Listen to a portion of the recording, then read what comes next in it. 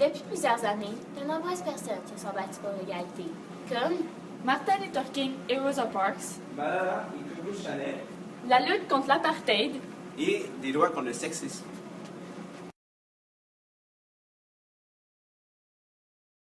Martin Luther King et Rosa Parks sont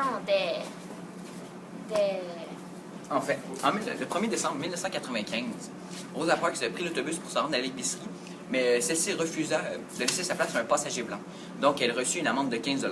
Et Martin Luther King, qui était un petit pasteur de région, et qui était déjà un militant pour la cause de l'antiségrégation raciale, se raccrocha à la cause de Madame Parks pour militer encore plus. Donc, ensemble, ils ont donné un pouvoir encore plus grand à cette cause.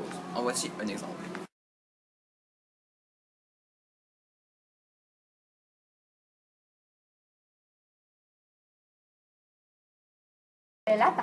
L'apartheid, c'est une loi qui a été mise en place en 1948. Son fondateur était Daniel Malahan.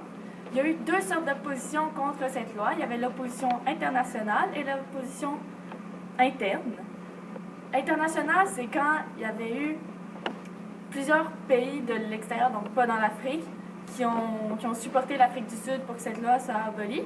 Et l'opposition interne, c'est dans l'Afrique du Sud, il y a plusieurs personnes qui se sont regroupées pour être contre cette loi, dont Nelson Mandela en faisait partie et il était le chef.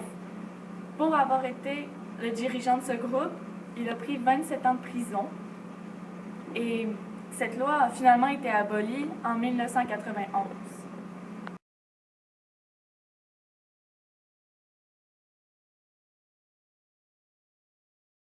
J'en sais des choses. Par exemple, le vrai nom de Coco Chanel, c'est Gabrielle Bonheur-Chanel.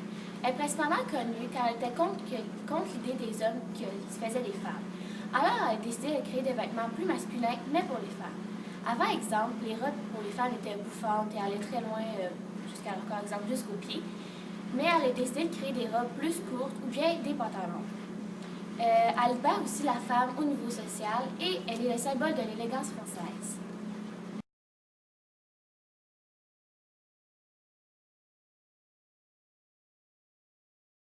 Par contre, savez-vous que la première loi contre le sexisme est apparue le 12 novembre 1975? Elle a été instaurée par le Parlement des Nations Unies. La justification historique la plus courante, c'était qu'avant les hommes étaient supérieurs aux femmes. Donc aujourd'hui, la discrimination fondée sur le sexe de la personne est illégale. Par exemple, refuser une poste de travail à quelqu'un à cause du sexe de la personne est puni.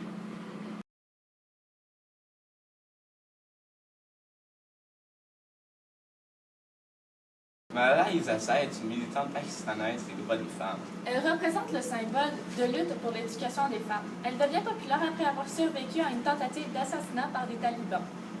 Elle a été la plus jeune à recevoir le prix Nobel de la paix. Il y a aussi une fondation qui se nomme Fondation Malala. C'est pour les filles sous l'emprise de Boko Haram au Niger et pour ceux qui ont la maladie de l'Ebola. De nombreuses personnes se sont battues pour l'égalité. L'égalité des Noirs et des Blancs. Des hommes et des femmes. Ainsi que plusieurs autres personnes qui se sont battues pour différentes égalités. Dans ce cas, pourquoi pas vous?